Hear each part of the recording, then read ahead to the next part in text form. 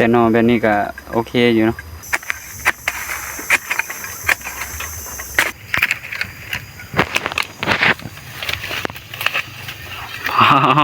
ต๊หน่อใหญ่เลยป้าโถโอ้หน่อใหญ่เนาะ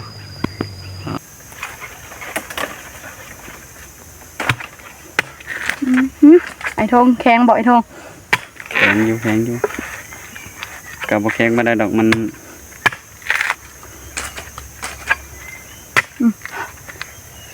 ไอ้ทงเห็ดแล้วบัดเสร็จสับผิดสับพลาดเนาะบัดนี้ หน่อใหญ่เพิ่นสับผิดสับพลาดเลยโอ้ยเสียดายเลยบัดนี้โอ้ยทางนี้คงสับผิดเนาะโอ้นาทีสับอยู่พี่ก็ได้นี่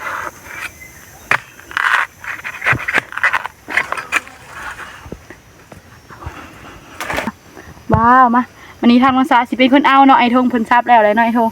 แม่นโธ่ลูกแม่เมื่ออยู่กับแม่เนาะว้าวเป็นยังหมุดว้าวไอ้ทงซับคักใช่ปะโอ้ไงให้เนาะ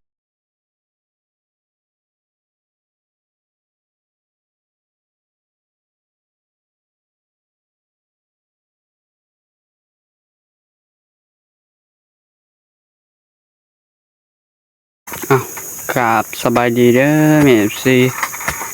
ทางเมืองลาวพังไทยทางต่างประเทศเนาะเมื่อนี้มาพบพ่อกับน้องทงเมื่อนี้ทางน้องทงกับพอดีมาหาหน่อไม้พ่อพี่น้องเห็นนอนึงแล้วนี่หน่อไม้ไฟบ้านนอนนี่เนาะ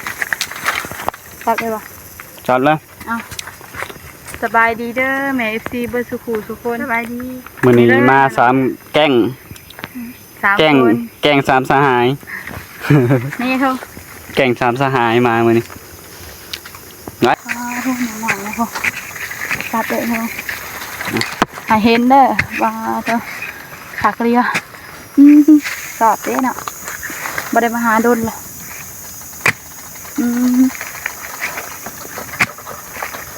จับดีๆกันเนาะน้องลิ้นจับเป็นยังไงหน่อหนึ่งมันอาจจะโดนเนี่ยเนาะ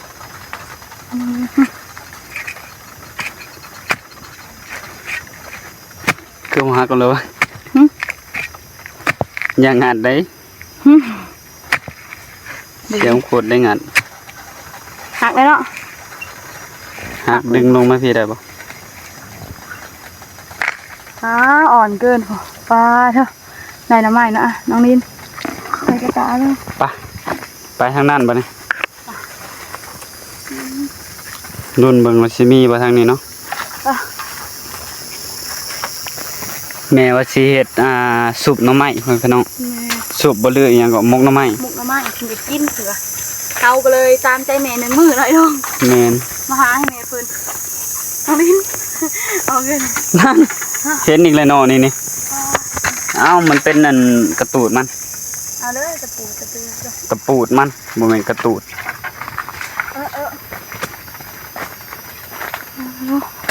โอ้2 หน่ออยู่หั่นแต่ว่ามันลี่ใส่ทงเด้ฮะมีบ่ตัวนี้ค่ะแม่นเท่าหมานเด้เรามื้อนี้ฮะดามเสียงสิกระปูดมันมันอยากอ่อนเนาะโทษอ่อนเลยค่ะอ่อนเลยเนาะมาให้น้องชามันทำตัวนี้ท่องมาบนใกล้ๆนี่โอ้ยแนมโบเห็นตัวนี้หมาอีกแล้วมันนี่หมาอีกแล้วโอ้ป้าแนมโบเห็นเลยหมาทีเด้เนาะพี่ไอ้ทองต้องมาจับกล่องอยู่ข้างพิมพ์จริงได้ซับได้อยู่เอาเลยเอาเลยป่ะซับเลยเป็นนะหาบอลซับป่ะ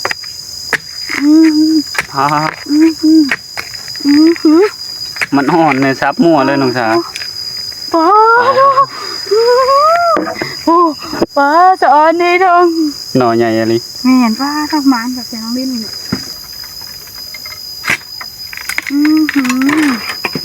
เข้ากระสิเกาะมาเลย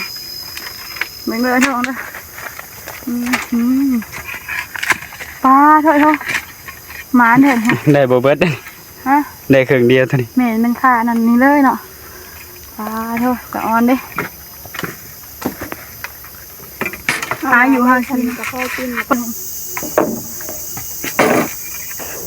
อ๋อจับพอดีไม่อยากซับเนี่ยเนาะเพราะว่ามันอยู่ไกลปลาเถอะ ซูมเข้าไปใกล้ๆแล้วเนาะ สัวต้องหักเอาไหนหายทุ่งหักเลย ค่อยสิยื้ออะไรบ่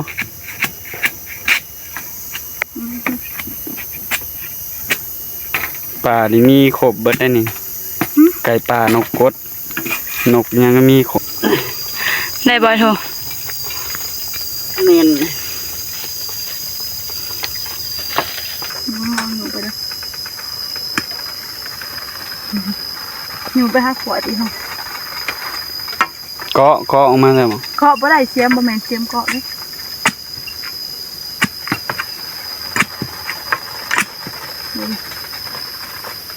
ครับ น้ำใหม่นอนใหญ่อ่ะที่ใดนอนนิดหน่อยนะเนาะ น้ำมันหอใหญ่อาจจะหักละ ปลาเถอะนี่เลยเนาะพ่อเถอะ หนองใหญ่เลย มา ปลาดิถือว่าน่าจะเบิดละไปหาก้อใหม่บัดนี้อย่าลืมเอาเสียมไปนำด้วยน้องเล่นอ้าวนี่หน่อมันสักลงดิน2 หน่อหาก็เลย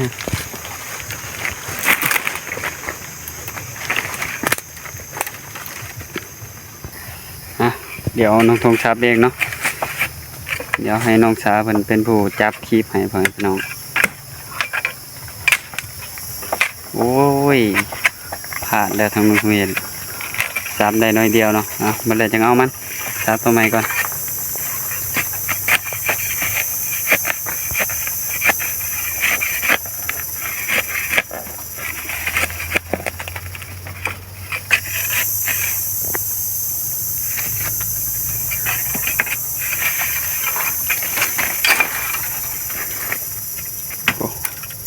ทางลุงเสียเอาตัวเทิงเนาะพ่อพี่น้องแข็งขนาด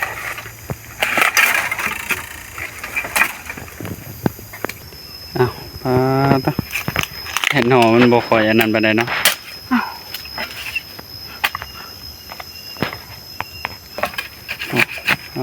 ต ต้องใช้ซีเมนต์เนาะขาวมาหน่อยส่งปลาสอน2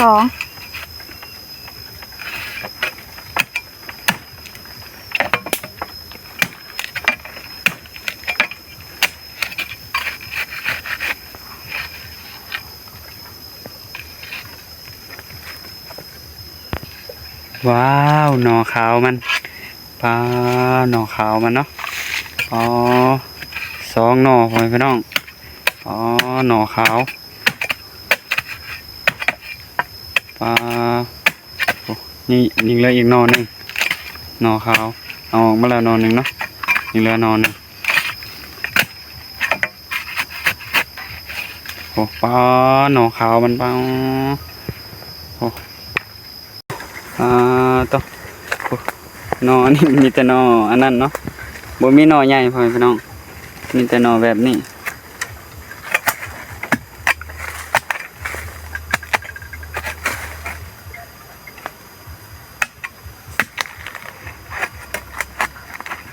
แต่หน่อแบบนี้ก็โอเคอยู่เนาะ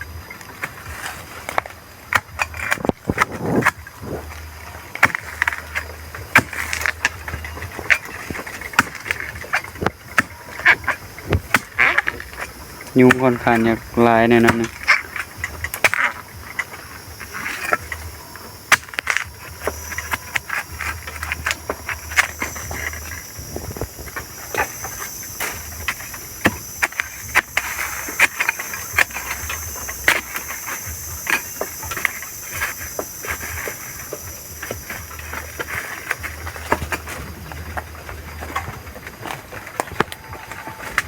พี่ยังนอนนี่อีกนะ อยู่ทางในเพิ่นก็มีแต่เขาไปเอาบ่ได้มันมีน้ำมันขึ้นหลายกว่าตอนนั้นอีกเนาะเบิ่งก่อนเนาะว่าสิมีจักหน่อพี่น้องเพราะว่ามันเป็นหน่อพ่นเนาะทางตรงหรือว่ามันบ่มีเนาะมันแล้วเห็นเลยมันพ่นก็บ่ฮู้ว่าเป็นหน่อแบบใดเนาะ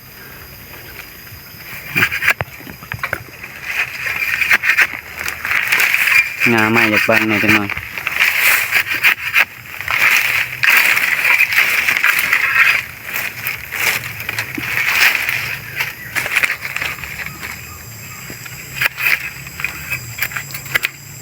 เบิ่งนำกันว่าสิมีจักหน่ออยู่ในนี้หน่อนี้ละงามกว่าหมู่ทางหน่อใหญ่ก็นอน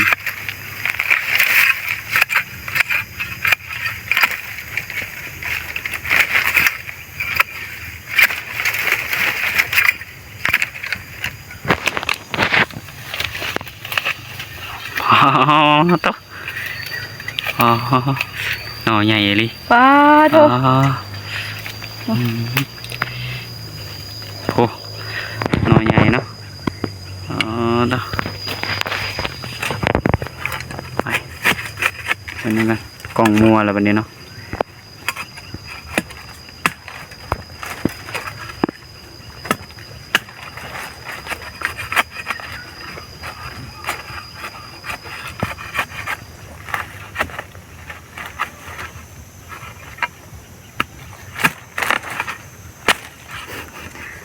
หน่อนี่มัวใหญ่บันไดเนาะซาพิษ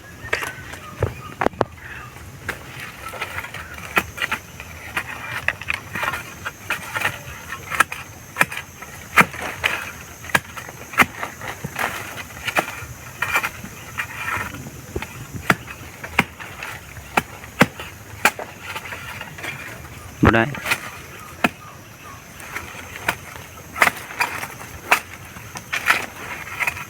ได้แต่นั่นมาหน่อยหนึ่งได้แต่ปลายมัน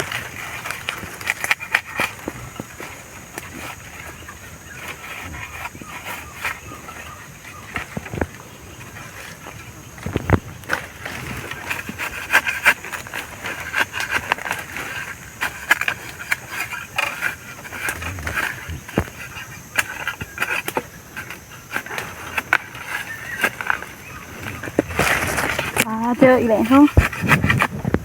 ทางไอ้ทงนี่คือหมาเนี่ย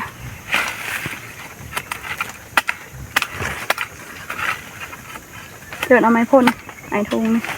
ซับเลยไอ้ทง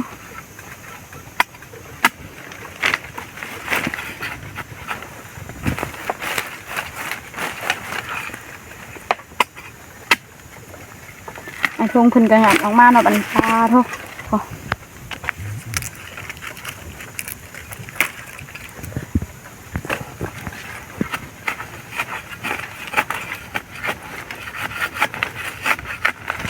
ซับบ่ค่อยเป็นปันได้น้องสาย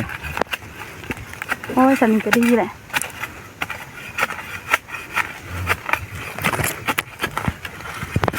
เอามานี่ทางไอ้ทงก็เห็นหน่อไม้อีกแล้วเนาะพ่อป้าโตหน่อขึ้นใหญ่แบบนี้ไอ้ทงคนมาเนี่ยป้าโตไอ้ทงเห็นหน่อใหญ่แบบนี้กระตูน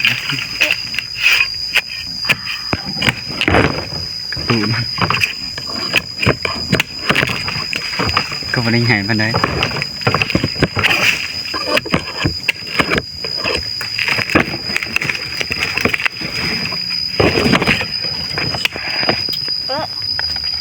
เป็นอย่างน้อย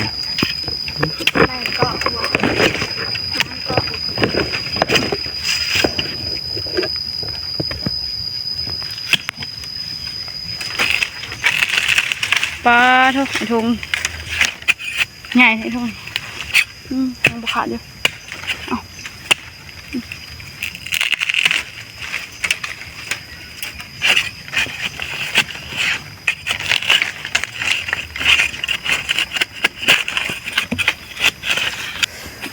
ตอนนี้ทางน้องทุ่งก็สามารถ เรียบร้อยเนาะเพิ่นพี่น้อง ป้าเนาะ ยังบ่ได้ใส่ถุงอันกระตาเพิ่นพี่น้องเอ้ย ไอ้ทงหากินหวานเลยพวก โตใส่กระตาแล้วเนาะก็มีหน่อใหญ่อยู่ ป้าคือมีแต่หน่อขาวๆแทนทงต้มจำเจียวแซ่บๆมานี่ นี่แม่ว่าสิเห็นมกทางนี้มันจะต้มจำแจ่วแซ่บ บอกแค่ว่าชัวตังพวกป้าโทรได้หลายแฮงเนาะก่อนหนึ่งพวก ๆต้มจำแจ่วคือสิแซ่บบ่ว่า ป้าโทษไอ้ทงเบิ้งผู้ร้ายเลยไอ้ทงพวก เต็มกระตาแล้วบัดนี้ ป้าหาหมานเนาะไอ้ทงหาหมานแทะนี่ฮะว่าไหม มื้อนี้ทางแม่เพิ่นอยากกินมกเนาะอยากกินมกหน่อไม้พ่อแม่พี่น้องเอ้ยตามใจแม่เพิ่นมือหนึงพ่อแม่พี่น้อง ทางน้องซากันเลยชวนไอ้ทงมาหาหายหน่อยทง แม่นแต่ว่ามาพ่อกับหน่อบักเบ้งๆเลย นี่หน่อบักใหญ่เลยพ่อแม่พี่น้องอ๋อตหน่อไม้ไผบ้านเนาะพ่อแม่พี่น้องเนาะโอ้หน่อบักใหญ่เลยนี่คักกะลีหน่อบักใหญ่เลย มีหน่อเดียวเนี่ยบ่หน่อใหญ่เนาะเอาเดี๋ยวทางนุ่งทงสิซับก่อนพ่อแม่พี่น้องมาทางนุ่งทงสิซับเลยเด้อบัดนี้เนาะโอ้หน่อบักใหญ่เนี่ยสิเอาแบบจำดินเลย ต้องมาวันนี้ม้านหน่อใหญ่หน่อยทงไอ้ทงก็จะเป็นคนซับก่อนเด้อบัดนี้ให้ทงซับเนาะ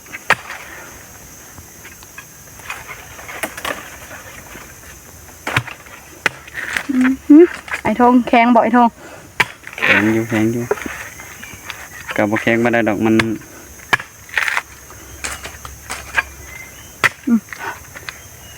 ไอ้ทงเห็ดแล้วบัดนี้ เสร็จสับผิดสับพลาดเนาะบัดนี้ หน่อใหญ่เพิ่นสับผิดสับพลาดเลยโอ้ยเสียดายเลยบัดนี้โอ้ยทางนี้คงสับผิดเนาะโอ้นาทีสับอยู่พี่ก็ได้นี่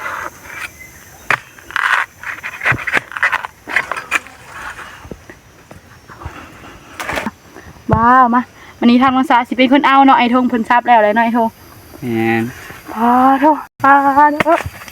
เป็นหยัง หมุดว้าวไอ้ทงซับคักใช่ปะโอ้ไงให้เนาะเมื่อแบบนี้ อยากเมื่อยอย่างเดียวน้องลินเพิ่นไปเลาะมึงอีก จอไอ้ทงเพิ่นก็จะเป็นคนซับเนาะเนาะนี่คือเนาะขาวๆไอ้ทงนี่นะซับบ่ถึงเนาะไอ้ทง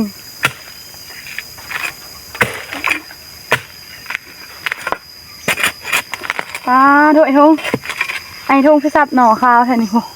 ปลา โทษเอาไปทางนี้ไอ้ทงเพิ่นกระซับเรียบร้อยนะผู้ได้หลายแห้งผู้เครื่องกระตาผู้เกือบเต็มกระตาเนาะผู้ไอ้ทงเพิ่นก็เป็นจะได้ทงซับมวนอยู่บ่ ม่วน อืม แต่ว่ามัน หมดครบ หมดครบเอาบัดนี้ก็ล้างออกมาแต่ป่าเนาะผู้ไอ้ทงเพิ่นนำค่ะฮะก้อนน้ำใหม่ยังนี่ก้อนน้ำใหม่สังไพ่เนาะมันบ่ออกป่ะโอ้ได้เนาะใหม่เต็มกระตาพุ่นเนาะฮะ ได้มาอย่างภายใน ใหม่สังไพ่นี่ก็มีเนาะป่ะม้านคักมื้อนี้ทงเลยเนาะใหม่จนเต็มกระตาเนาะเสียมือให้แม่เพิ่นซ้ำบัดนี้น้องลินถ่วงปวกจนตกใจเบิดทางนุซาก็ได้หน่อไม้ใหญ่เมื่อผักแม่เนาะมื้อนี้แม่เพิ่นอยากกินสุปหน่อไม้เนาะหรือว่ามุกหน่อไม้ก็เลยตามใจทางแม่เพิ่น1 มื้อก็เลยชวนกันมาหาเนาะกับไอ้ทงกับน้องลินแม่เพิ่นอยากก็หาให้เพิ่นกินหาได้ก็หาให้เพิ่นโหหน่อไม้เต็มกระตาเนาะพากันบุกป่าบุดงไอ้ทงนำทางเนาะผู้เสียหอนทางเลยตอนนี้ค่ะ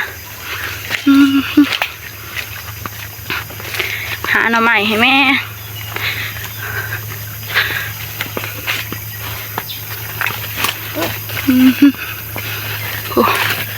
ไอ้ทงเพิ่นก็ป้าโทษหลอดป่าหลอดดงเนาะผมใหม่กะเฮากะสิพากันออกไปโอ้หน่อไม้ใหญ่กะเต็มกระตาเลย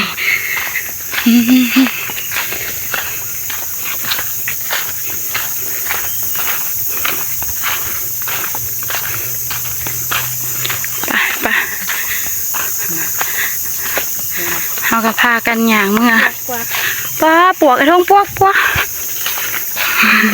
น้องลินท่วงแต่ปวกย่านปวกครบตีเนาะมีนะ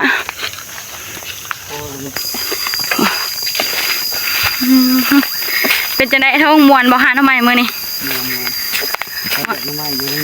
ตอนแรกน้องใหม่อยู่ในนี่เนาะเฮาก็ย่างไปไกลเด้อ มายัง ฮะยังไงเหรอ นักพี่เบื่อ บอกพี่เบื่อน้องลินว่าไอ้ท้องสิกินบ่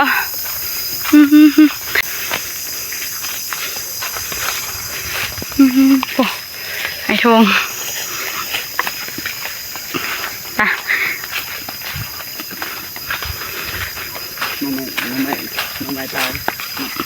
โอ้ไปย่าง